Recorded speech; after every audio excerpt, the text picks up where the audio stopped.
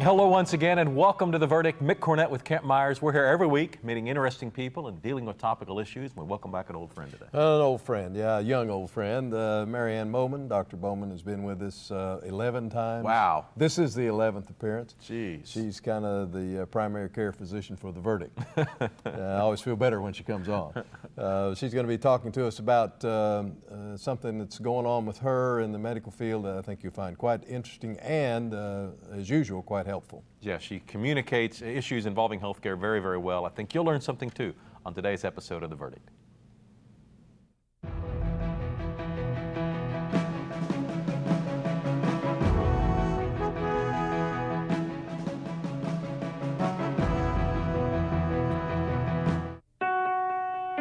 Natural gas is the gateway to a better world of energy. Instead of waiting, natural gas moves us forward now. Instead of finding ways to make dirty energy cleaner, natural gas simply is cleaner.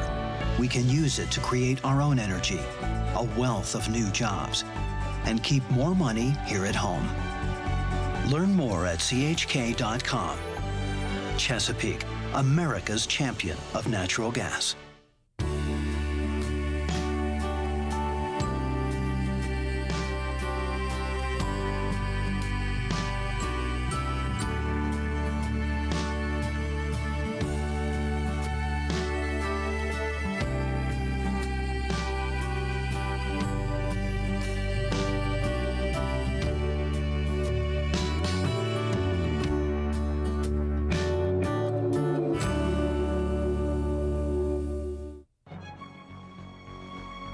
Wilsey, Meyer, Eatman, Tate. We're accountants. We do taxes, business valuations, estate planning, and consulting. And we're right here in Oklahoma, working with the owners of small and medium-sized businesses. Steve Wilsey and Stuart Meyer have the resources and the experience. Wilsey, Meyer, Eatman, Tate in Oklahoma City and Tulsa.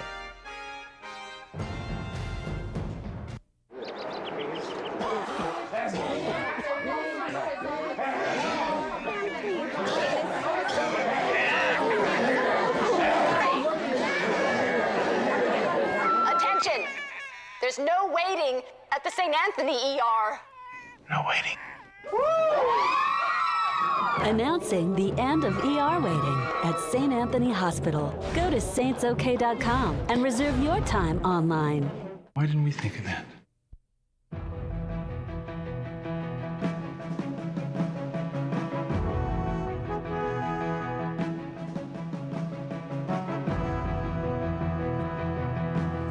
And welcome back to the set of The Verdict. Mick Cornett with Kent Myers, and Kent's going to introduce today's guest. A frequent visitor is back with us today, and we're sure proud that she would join us for her 11th, believe it or not, 11th appearance on The Verdict. The Verdict's primary care physician, Ann Bauman. She did her MD work at Wayne State University, and since 1991, she's been at Baptist, then Integris Medical Center as a director of the Women's Center, and have other duties. She's board certified in internal medicine. She's active in primary care practice. She's active in radio, television, all promoting health and healthy lifestyles. And we're wanted her to come back and tell us what's going on in her world. Welcome back, Ann. Thank you. I'm so glad to be here. Thanks for asking me. What have you been doing lately? Well, I'm working usually with the American Heart Association, and we're going to talk about that. Lots of patients in these days with colds after the holidays, and talking to people about keeping those resolutions they made January 1st. And you're wearing red. Any symbolism there? Absolutely. We're getting into our American Heart Association. Some of it's Go Red. February 4th, I want to tell everybody, is Go Red Day, National Go Red Day. So wear your red, gentlemen, wear your red ties. We don't have to have you in a jacket. Yes, you're early. Wear your red ties. And we want to publicize this information. And then February 19th is the Heart Ball. And April 23rd, the Heart Walk. So the Heart Ball, the Heart Walk, these are days that we get together with the American Heart Association to raise funds to help the research and the information keep coming. All right, now let's get down to business. The Yes, sir. simple 7 heart health factors.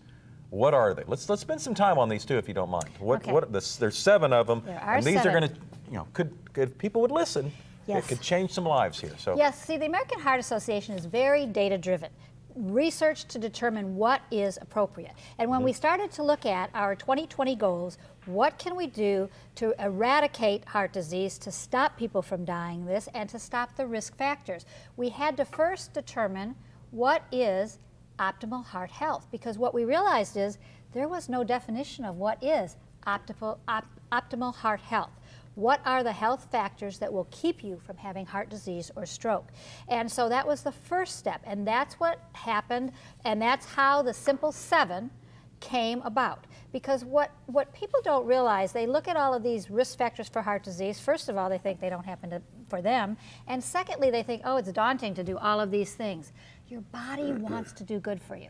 So if you'll make small incremental changes, it can make a huge change and decrease in your risk of heart disease and stroke. all right. Well, what are the 7? Which one do you want to start with? Let's start with controlling cholesterol. Okay. All right, let's talk about cholesterol. You know, you need to know your numbers. You need to know your cholesterol total, your good and bad cholesterol. Remember, the LDL, the bad cholesterol, it will deposit in the blood vessels and cause that atherosclerotic plaque, help to cause that and to have it increase. The HDL, the good cholesterol, acts as a scavenger to pull that out to keep those vessels doing better. So you need to know your cholesterol, you need to know the numbers. If you do have high cholesterol, you need to take your medications. You need to get it down. What's the high cholesterol? I remember it used to be 200. Yes.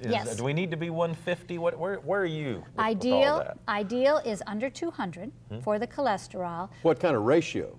Well, this is the thing. We want the HDL to be as high as possible. That H meaning high, good cholesterol, and the LDL, the bad cholesterol, to be as low as possible. For people who have had heart disease, we want that LDL below 70, which is not always easy to do. However, for people who are at risk or want the ideal, we want that LDL cholesterol to be below 100. So that's what we're looking for, and the HDL to be as high as it can be.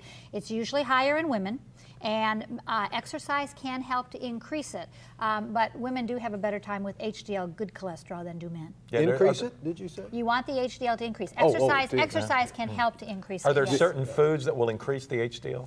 Not really foods that you can do that with. Certainly there are your fiber, your low-fat foods that will help to decrease your overall cholesterol and decrease the LDL. We're starting to work with some new medications that may help to increase the HDL.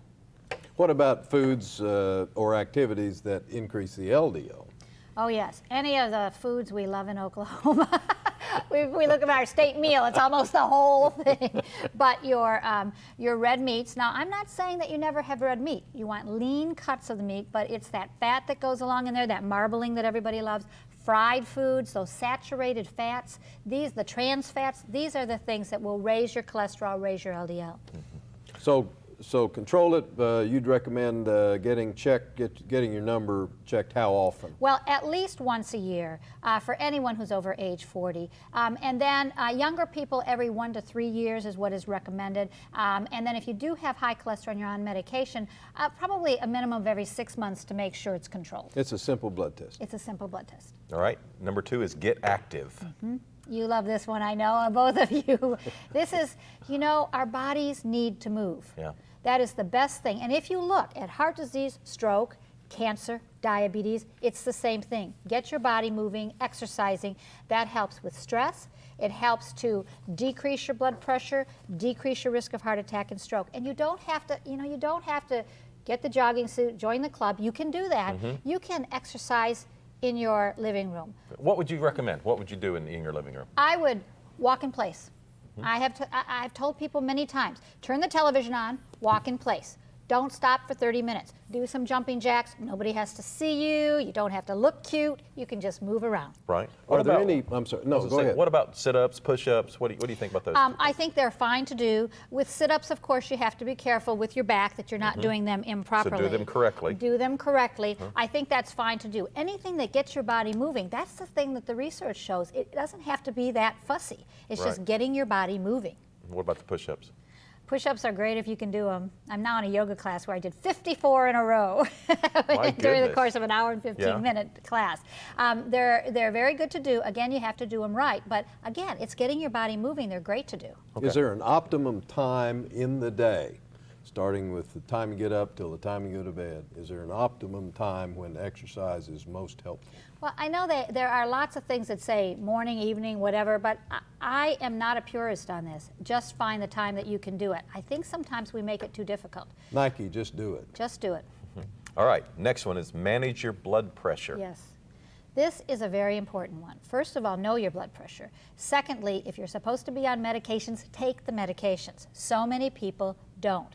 Third, if you are on medication for your blood pressure, check your blood pressure. People say, I'm taking my medicine. What's your blood pressure? Well, I don't know. I don't check it. You don't know if it's working. Can it or vary not. from one day to the next very much? It can vary from minute to minute, and it's supposed to, because think of it, your blood pressure is the heart is squeezing, and sometimes it has to pump more to certain areas of the body. Sometimes you're under stress, and so you've got hormones causing it to be higher. That's what it's supposed to do. What we don't want is for it to get so high that then you break a blood vessel in your head, or you have a stroke, or you have a heart attack. So we want your blood pressure to be within a certain range. Under 120/80 is now normal. 121 to 139 is pre-hypertension. And everybody thinks, oh, my pressure's one. People come in all the time and say, my pressure's 135, it's normal. That's not normal. Well, insofar as knowing your blood pressure, that's something that's a lot easier to learn than knowing your cholesterol. It is. For the average citizen. I mean, you can. Every drugstore. Yeah. Yeah. And you should stay on top of that how regularly? Patients who have high blood pressure on medications, until we know they're really under control, I have them do it once a day, but at different times of the day, so we can see. If your pressure is always good, I would say if you're in the drugstore once a month or something like that, check it.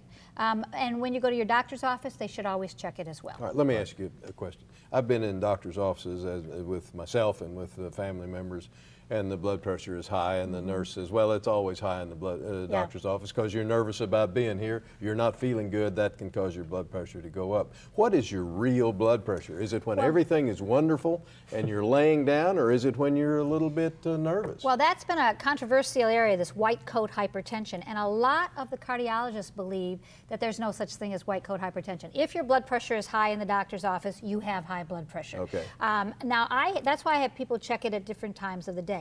Every once in a while, your pressure should go up and can go up. But if you're consistently running above that 140/90, or if you're in a stressful situation and you jump up to 200, we don't want you to have a stroke when you're in a stressful situation, even though your pressure's fine when you're relaxed. So I use that as a caution that somebody has high blood pressure. Got to get us to a break. We are going over the 7 simple steps for heart health factors. His blood pressure is going up. We've done 3. Actually, it's the people in the control room whose blood pressure is going up. If I don't get to a break soon.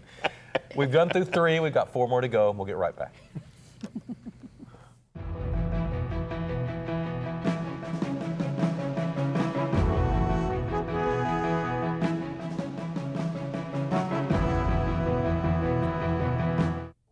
The thing that has made the most sense for me is realizing that I am still an educator, and that is what I do at the Chickasaw Nation. I'm Dr. Amanda Cobb-Greetham. I'm a historian, and I'm Chickasaw. The Chickasaw Cultural Center is amazing. It is a very, very special place devoted to the sharing and to the celebration of Chickasaw history and culture. State-of-the-art technology, exhibits that are not like anything I've ever seen.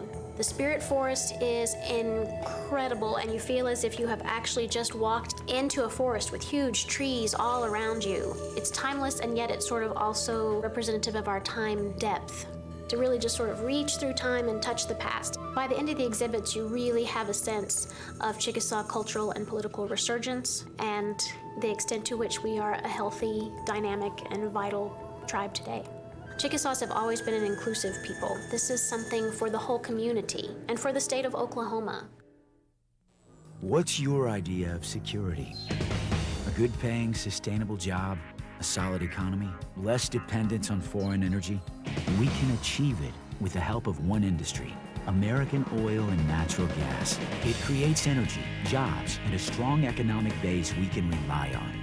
New technologies open vast reserves that will supply our energy needs far into the future. Because security, by every definition, is worth protecting. When you have something important to communicate, it becomes clear that there's a lot of competition for your audience's attention. So how can your message stand out and actually resonate with your audience? Legal Graphics has the answers. The team at Legal Graphics will work with you to plan, design, and even test your presentation to ensure your message will be heard and remembered. Call Legal Graphics today to schedule an appointment. The readiness is all.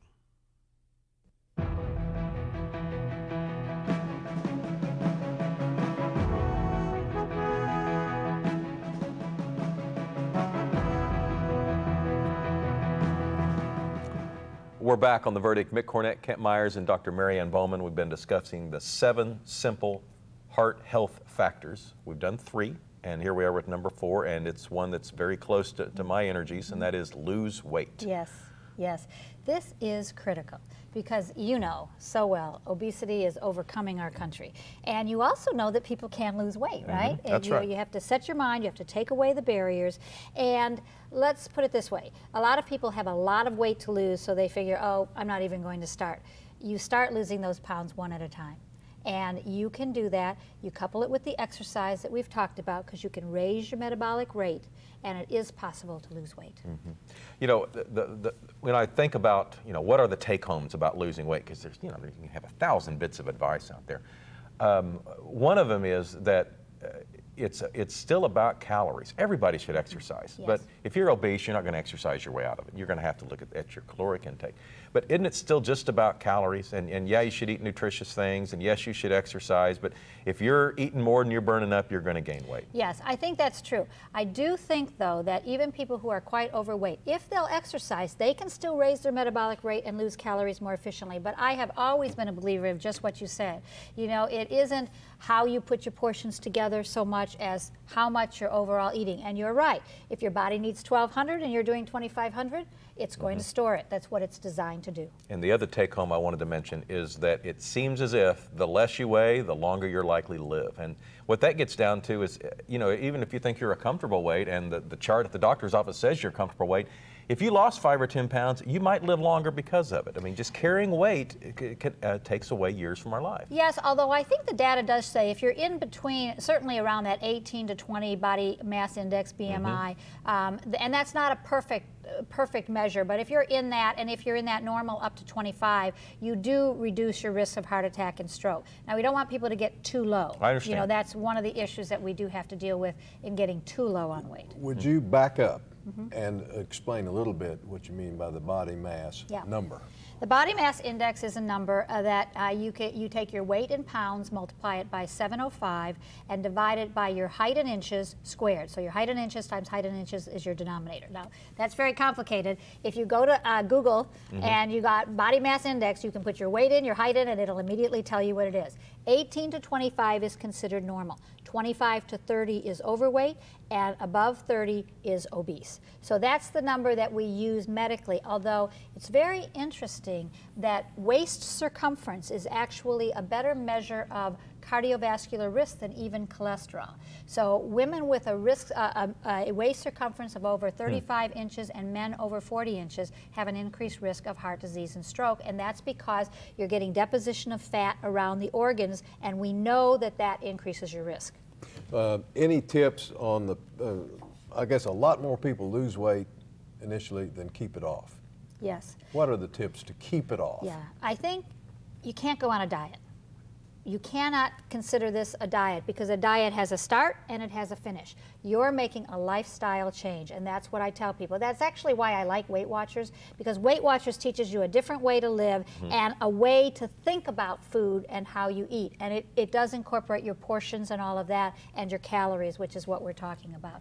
So I really think the key is that you have to change those habits and you have to work at it constantly. It's not going to be easy, and it does mean depriving yourself sometimes. Sometimes we Americans don't feel we should ever deprive ourselves, and you have to. Let me tell you a couple of secrets, because I get asked this all the time Sure. when I'm speaking on obesity, and a couple of things that have worked for me. One is I love dessert. And rather than deprive myself of dessert, I've just decided, okay, I'm not going to eat the bread and the potatoes and the pasta, and maybe I'll stop before I'm really full with the main part of the meal, but I'm going to have dessert. Choices. And what that allows me to do is get my carbs in the manner in which it suits me the best. So that works for me. It might work for other people, so I pass that along. And secondly, when I lost my weight, I lost 40 pounds about 4 years ago. I had every bit of clothing in my closet down to one size.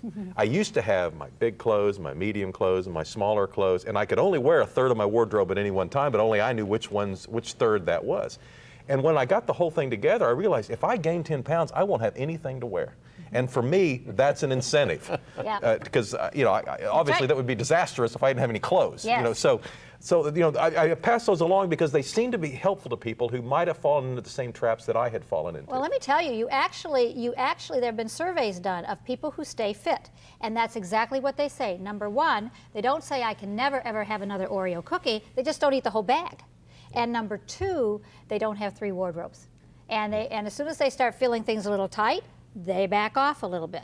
Yeah. And I think I think those are very good tips to do, and I think it's an appropriate way to think about it. I think we have so many people who just are afraid to get started because they assume they're going to fall, and they fail, and they set up barriers to this. Oh, I can't do it because, oh, I have too many pounds, or oh, I can't do it because my lifestyle doesn't allow me to cook, or oh, I can't do it. Take away the barriers.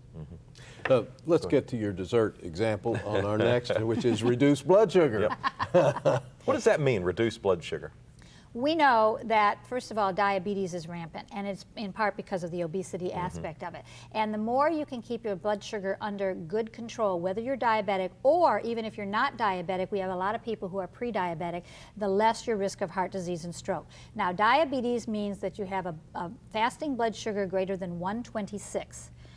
The pre-diabetes is your fasting blood sugar between 100 and 125. And then normal is a fasting blood sugar less than 100. And so that's what we're talking about in terms of diabetes and pre-diabetes. And we know that if people will lose weight and begin exercising, they can decrease their risk of diabetes by 56%. Let me ask the same question I just keep asking. How often should you check your blood sugar, and how do you do it? Blood sugar is done by a blood test. It can either be done in the arm through the veins, and it's done usually as part of an annual physical, or it can be done with a finger stick. And again, if you're over 40 to 50 and you're going for your physical examination, your doctor should check that at that time. It's very easy to do. All right, better get to the next one. Start smoking, or stop smoking. Yeah, that's our recipe. All right, let's talk about smoking. 90 seconds. Okay, you got to quit. Here are some tips. Change brands. Buy by the pack instead of the carton. If you smoke 10 cigarettes a day, go to the store, buy your pack, take out 10, tear them in half, put the other 10 back, and you can take those. Go to the store every single day. Keep them in a different location. If you have them in your pocket, put them in the glove compartment, better yet in the trunk. Don't say you can't have it, you make it more difficult. Finally, pick your quit date. Studies show that people who pick a date are more successful at quitting than I'm just going to cut down. Are we doing any better in Oklahoma? We are doing a little bit better among our teens, but overall the percentages around the country are just not changing very much, and ours aren't either. Now, among professionals, like among doctors, it used to be 30% of doctors smoke. Now I think it's less than 3%. I mean, we know. We see these diseases. And our last one we've kind of touched on, so we don't have, good thing because we're out of time. It's eat better. Yes. It goes without saying. Fruits and vegetables, higher fiber, less red meat, not totally gone, less red meat, and don't eat out as much. All right. Dr. Mary Ann Bauman is our guest. As always, a wealth of information. Thank you so much. Thanks again. My pleasure. Kent and I'll have a final word when we return.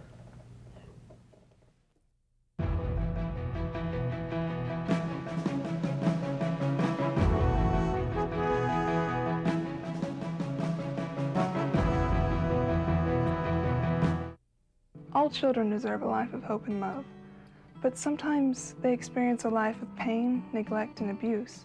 When that happens, each child deserves all the quality assistance and representation that can be offered in our legal system. For more information, call 23-CHILD. Oklahoma Lawyers for Children, helping to bring hope and love back to the lives of abused children. The good life comes naturally to Tulsa, where nature's beauty is matched with an eye for aesthetics. A legacy of neighborhoods graced with lawns and landscaping and handsome homes. A place that seems to have patented an ideal lifestyle. Bank First is loyal to the quality of life Tulsa assures its citizens to the priority placed on education, culture, and growth. Loyal to builders who transform raw land into residential charm. Developers who see opportunity and add vitality to Tulsa's economy. Bank First serves both enterprise and private lives that need a loyal partner. It's how we help nurture this city's very good life. Bank First. Loyal to Oklahoma. Loyal to you. In Oklahoma, we enjoy a high quality of life due to good, well-paying jobs. Commercial real estate professionals play a significant role in bringing new businesses and investment to Oklahoma. The commercial real estate community has come together to market Oklahoma's commercial properties nationwide through a free public website, okcommercialproperty.com.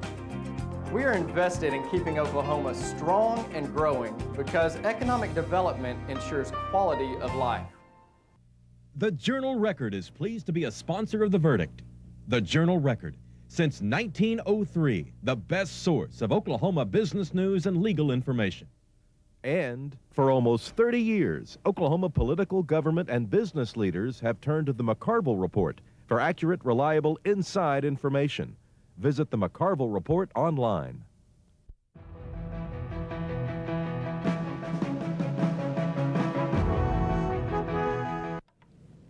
Welcome back to the set of The Verdict. Mick Cornett and Kent Myers. We're wrapping up a show with Dr. Ann Bauman, who has once again given us some common sense tips to make us live healthier and longer lives. Yeah, she always had really good information that's well documented. We pack too much information probably into a single show, but it's really good, and we really appreciate her time. I know how busy she is. Absolutely. Let me give you those 7 tips she gave again. It's lose weight, reduce your blood sugar, stop smoking, eat better, lower your cholesterol, and I don't remember the other 2, but if you saw the show, you remember them. Get active, manage your blood pressure. That's were it. The others. That's it. We have a website I'd like to show you about. It's called theverdict.tv. You can go there and request a new host, or you can tell us about a show that you'd like to see on an upcoming edition of The Verdict. Tell us about a guest or a topic you'd like to see covered. I can't say anything. For Kent Myers, I'm Mick Cornett. So glad you joined us on this edition of The Verdict. We want to thank Dr. Ann Bauman for coming on, and we'll see you next week right here.